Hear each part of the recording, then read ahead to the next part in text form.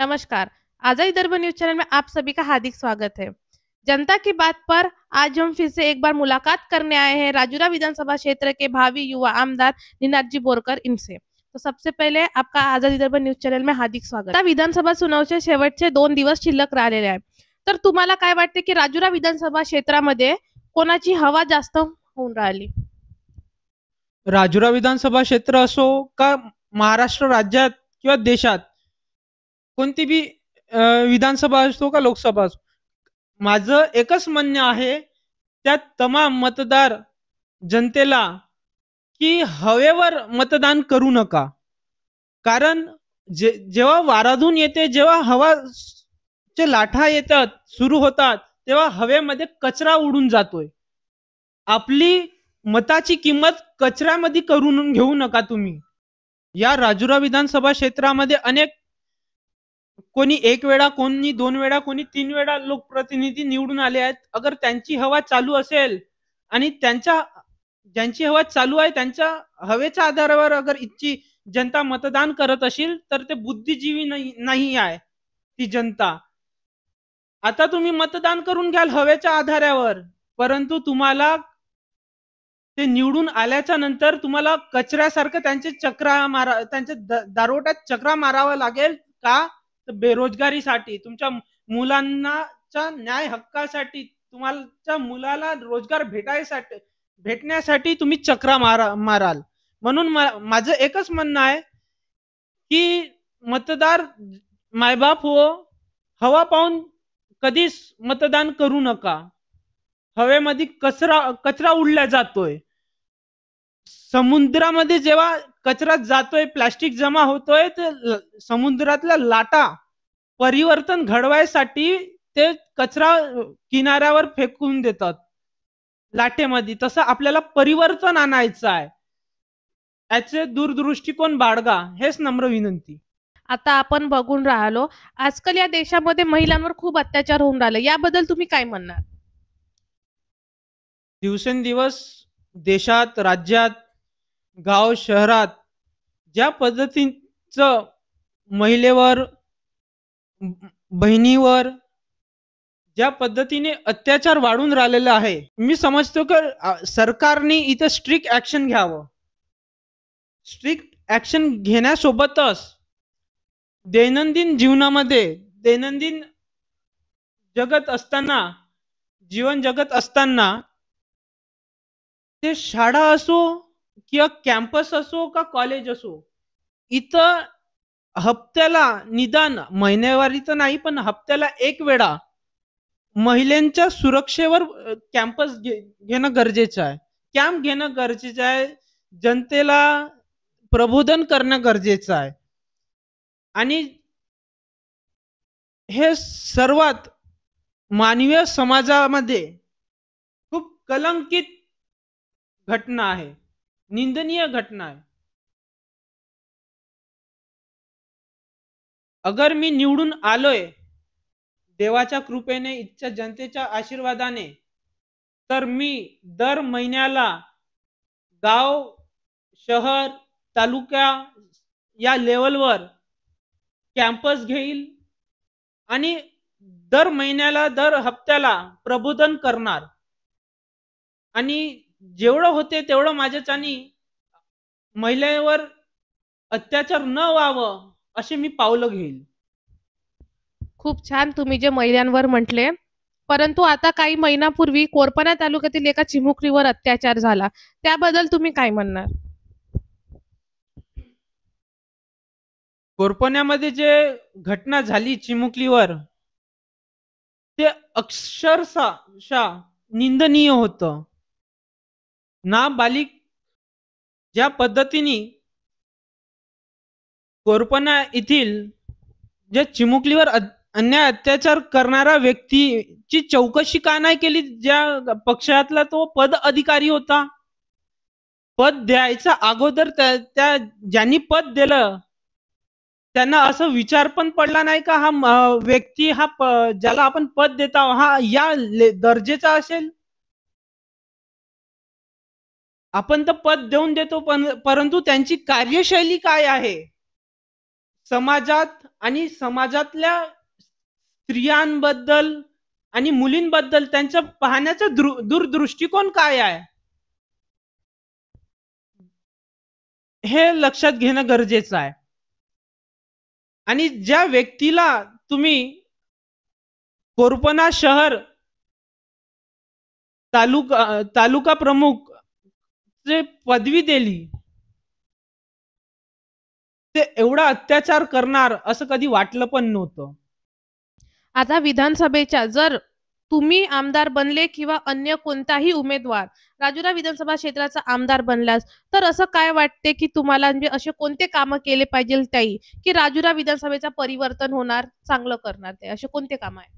पहिली गोष्ट तर राजुरा विधानसभा क्षेत्रातले आजपर्यंत जेवढेही लोकप्रतिनिधी निवडून आले इथल्या जनतेने त्यांना निवडून दिलंय त्यांनी आतापर्यंत बेरोजगारीवर साधं एक आंदोलन सुद्धा केलेलं नाही. हे खूप मोठं शोकांतिका आहे या राजुरा विधानसभा क्षेत्रातल्या त्या तमाम सुशिक्षित बेरोजगारांसाठी. त्या लोकप्रतिनिधींनी आतापर्यंत साधं एक आंदोलन सुद्धा घेतलेलं नाही. परंतु माझा एक सामाजिक कार्यकर्त्याच्या नात्याने मी राजुरा विधानसभा क्षेत्रामध्ये संपूर्ण राजुरा विधानसभा क्षेत्रामध्ये स्थानिक लेवलवर सुशिक्षित तरुण तरुणींची जनगणना करण्यात आली. त्या जनगणनेच्या आधारावर त्या आकड्यांवर मी आवाडपूर ते चंद्रपूर पर्यंत पदयात्रा काढण्यात आली. का तर इथच्या स्थानिकांना पहिले सुशिक्षित बेरोजगारांना तुम्ही सर्वात प्रथम प्राधान्य द्या. इथल्या 4 उद्योग कंपन्या आहेत, WCL सेक्टर आहेत आणि इतर काही. माझं तर अगर मी निवडून आलोय तर मी सर्वात प्रथम इथच्या स्थानिक भूमिपुत्रांना रोजगार मिळवून देईल. अगर या 4 कंपन्या इथच्या भूमिपुत्रांना रोजगार देऊ शकत नसणार तर मी इथे रोजगार उपलब्ध करणार आणि ते पब्लिक प्रायव्हेट सेक्टर नसून ते पब्लिक सेक्टर राहणार. ते जनतेच्या आधारावर निर्माण झालेले उद्योग राहणार. उदाहरणार्थ 10 गाव मिळून एक उद्योगची संकल्पना मी आणणार आहे. 10 गाव होऊ शकते किंवा 20 गाव होऊ शकते. 20 गाव एकत्र येऊन एक उद्योग आणलं या राजुरा विधानसभा क्षेत्रात तर असे राजुरा विधानसभा क्षेत्रामध्ये 400 गावं येतात. असे उद्योग आले तर मी म्हणतोय या राजुरा विधानसभा क्षेत्रामधलं बेरोजगारी खतमच होऊन जाईल. एक गाव जिथं गाव तिथं रोजगार हे माझी एक संकल्पना आहे. अगर मी निवडून आलो जर का मी निवडून आलोय तर सर्वप्रथम इथल्या महिला माझे बहिणी कसे सुरक्षित होईल कसे सुरक्षित त्यांना महसूस होईल त्याकरिता मी ठोस पावलं 2.5 वर्षामध्ये महाराष्ट्र सरकारने अनेक जिल्हा परिषदी शाळा बंद केलेल्या आहेत. काही बंद केल्या आहेत तर काही प्रायव्हेट सेक्टरच्या हातात दिलेले आहे. परंतु मी आश्वासन नाही तर शपथ पत्र देतोय की अगर मी या राजुरा विधानसभा क्षेत्रामधला आमदार म्हणून निवडून आलोय तर मी इथल्या जिल्हा परिषदी शाळा आणि तिथच्या शिक्षण व्यवस्थेला प्रबोधन करेल आणि प्रमोट करेल जेणेकरून सर्वसामान्य कुटुंबातले व्यक्ती हा प्रायव्हेट शाळेमध्ये अफोर्ड करू शकत नाही कारण त्यांच्या वाढती फी मुळे ते फीच्या विरोधात मी एक आंदोलन करेल निवडणूक झाल्यावर.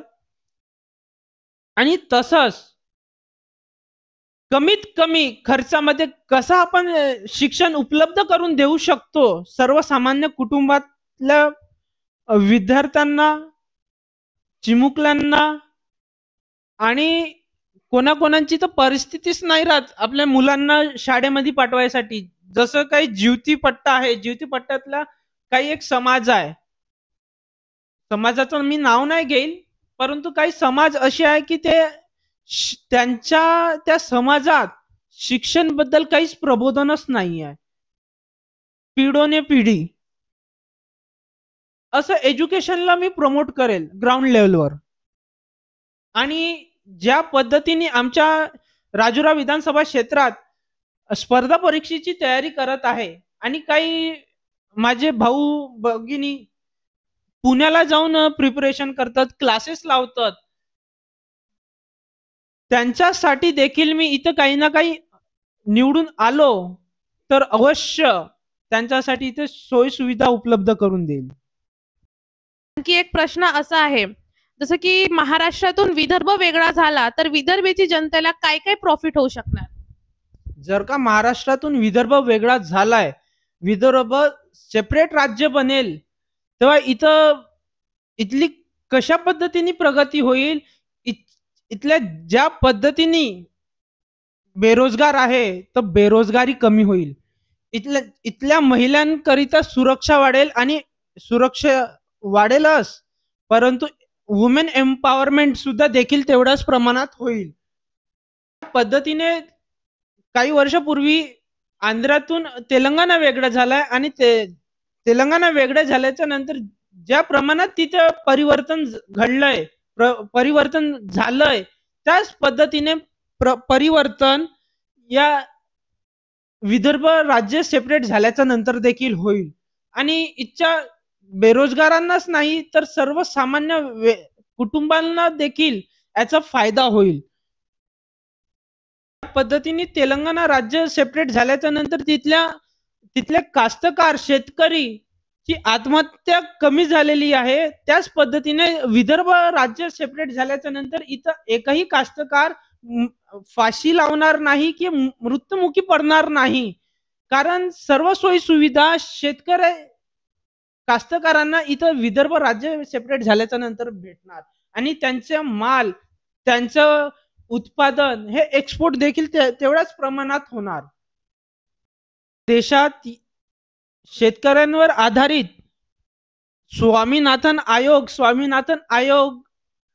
स्वामीनाथन रिपोर्ट लागू करण्याचा प्रयत्न अनेक सरकारने केला आहे, परंतु आतापर्यंत लागू झालेली नाही. अगर मी निवडून आलो या राजुरा विधानसभा क्षेत्रामध्ये, सर्वप्रथम 100% नाही होईल, परंतु 5 ते 10% तरी त्या स्वामीनाथन आयोगाचा विचार करून इथं ते स्वामीनाथन आयोग लागू करण्यात येईल माझ्या मार्फत. त्याच्यावर मी काम करेल. या राजुरा विधानसभा क्षेत्रामधल्या प्रत्येक शेतकरी कास्तकार त्यांच्या पिकाला हमी भाव कसा भेटेल, त्यांचं पीक पुन्हा कसं सुधरेल आणि त्यांचा माल देशातच नाही तर विदेशात कसा एक्सपोर्ट होईल, निर्यात होईल, त्याच्यावर मी पुन्हा प्रयत्न करेल. एक्सपोर्ट सोबतच आतापर्यंत इथं अनेक लोकप्रतिनिधी झाले, पर शेतकऱ्यांच्या नावावर मतं घेतली, त्यांनी शेतकऱ्यांची दिशाभूल करून घेतली. का दिशाभूल करून घेतली तर शेतीवर आधारित एकही जोडधंदा नाही आणला या विधानसभामध्ये, आपल्या राजुरा विधानसभा क्षेत्रामध्ये. मी निवडून आलोय तर सर्वात प्रथम इथं आमचा कापूस सुरत मध्ये जाऊ शकतो, गुजरात राज्यामध्ये जाऊ शकतोय. सुरत कशासाठी फेमस आहे? कापड उद्योगसाठी. आमच्याकडे जागा नाही आहे का? जागा उपलब्ध नाही आहे का? सर्वात मोठी विधानसभा क्षेत्र म्हणलं 4 तालुक्याची विधानसभा येते राजुरा विधानसभा क्षेत्र. यात निवडून आलोय, सर्वात पहिला प्रोजेक्ट माझं येईल तर ते म्हणजे सूतगिरणी, कापड उद्योग आणि खादी प्रोडक्टला मी प्रमोट करणे. सूतगिरणी तर माझा हा पहिला प्रकल्प राहील, परंतु त्यास शेतीवर आधारित जोडधंदा, जे काही जोडधंदा आपण शेतीवर आधारित आणू शकतोय ते सर्व मी या राजुरा विधानसभा क्षेत्रामध्ये उपलब्ध करेल. का मी निवडून आलो तर इथं अनेक म्हणतात की शेतकऱ्यांसाठी कर्जमाफी व्हायला पाहिजे, तर मी कर्जमाफीचं गॅरंटी तर नाही देऊ शकत, परंतु कर्ज मुक्त कसं झाला पाहिजे माझा किसान, माझा शेतकरी बाप, मी त्याच्यावर सर्वात प्रथम उपाययोजना आखेल. फी नाही तर कर्ज मुक्त मी बनवून दाखेल. छान. आता जसं की राजुरा विधानसभा क्षेत्राचे याच्या आधी जे बी उमेदवार आमदारकी होते, तर त्यांनी असं काय परिवर्तन केले अशी तुम्हाला वाटते राजुरा विधानसभा क्षेत्रामध्ये? आतापर्यंत इथल्या जनतेने, राजुरा विधानसभा क्षेत्रातल्या जनतेने कोणाला एकदा संधी दिली, कोणाला दोनदा संधी दिली, कोणाला तीनदा संधी दिली. कोणत्या पक्षाला इथं 25 वर्ष त्यांनी राज्य केलं. सर्वात अविकसित विधानसभा क्षेत्र म्हणलं तर हे राजुरा विधानसभा क्षेत्र आहे. सादर राजुरा शहरामधले जो व्यक्ती आमदार म्हणून राजुरात राहतो, त्या व्यक्तीला तिथले गड्डे नाही दिसत का, तिथला रोड नाही दिसत का, तिथली जड वाहतूकची समस्या नाही दिसत का, त्या जिल्हा परिषद शाळेच्या समोर ज्यांचं कार्यालय आहे, ज्यांच्या पक्षाच्या आमदाराचं कार्यालय आहे, त्या कार्यालयाच्या समोरचे गड्डे जे बुजवू शकले नाही, तर ते काय परिवर्तन घडवणार निवडून आल्याच्या नंतर पुन्हा. आणि काल परवा त्यांनी एका राज्याच्या मुख्यमंत्र्यांना आमंत्रण केलं होतं त्यांच्या प्रचारासाठी. त्या मुख्यमंत्री साहेबांना एवढंच माझं म्हणणं आहे, माझं मत आहे की तुम्ही तुमचं राज्य सांभाळा ना. तुम्ही एका उमेदवार, आमदारकीच्या उमेदवारासाठी त्याच्या प्रचारार्थ त्याची विधानसभा सांभाळायची गरज नाही, त्याचं विधानसभा क्षेत्र सांभाळायची गरज नाही. तर तुम्ही तुमचं राज्य पहिले सांभाळा, तुमच्या राज्यातलं परिवर्तन पहिले, तुम्ही परिवर्तनाकडे लक्ष द्या. तुम्ही राज्याचंच परिवर्तन नाही करू शकत तर तुम्ही या राजुरा विधानसभेचं काय परिवर्तन घडवू शकता. माननीय तेलंगणाचे मुख्यमंत्री साहेब, तुम्ही निवडून यायच्या अगोदर 6 गॅरंटी दिली होती तिथल्या जनतेला. त्या 6 गॅरंटी मधून तुम्ही एकच गॅरंटी आतापर्यंत पूर्ण करू शकले. उर्वरित जे 5 गॅरंटी दिली तिथल्या जनतेला, पहिले तुम्ही तिथल्या जनतेला ते 5 गॅरंटी लागू करून द्या. नंतर तुम्ही राजुरा विधानसभा क्षेत्रातल्या परिवर्तनाची गोष्ट करा. या राजुरा विधानसभा क्षेत्रातल्या त्या तमाम मतदार बंधू भगिनी, माझे मायबापांना शेवटचा निरोप हेच आहे, युवा पिढीला संधी द्या की येणाऱ्या 20 नोव्हेंबर 2024 ला मतदान दिन आहे आणि न चुकता मतदान करा. माझी 13 नंबरची बटन निनाद चंद्रप्रकाश बोरकर, बौद्ध चिन्ह, ऑटो रिक्षा समोरील बटन दाबून मला प्रचंड बहुमताने विजय करा. जय हिंद, जय महाराष्ट्र. खूप छान. तुम्ही वेळातला वेळ देऊन आम्हाला वेळ दिला याबद्दल मी तुमचा खूप खूप आभार मानते आणि तुमच्या पुढच्या वाटचालीसाठी तुम्हाला खूप खूप शुभेच्छा देते. आणि त्याच प्रकारे येणाऱ्या 20 नोव्हेंबर 2024 ला मतदान आहे. तर सर्व राजुरा विधानसभेच्या नाही तर संपूर्ण महाराष्ट्राच्या जनतेला एकच निवेदन करते व विनंती करते की न चुकता सर्वांनी मतदान करावे आणि एक आपल्यासाठी चांगला उमेदवार निवडून आणावे. आणि त्याच प्रकारे मी सर्वांची विदा करते आणि पाहत राहा आझाद विदर्भ न्यूज चॅनल. जरी तुम्ही आतापर्यंत न्यूज चॅनलला सबस्क्राईब नाही केले तर आता तुरंत सबस्क्राईब करावे. धन्यवाद.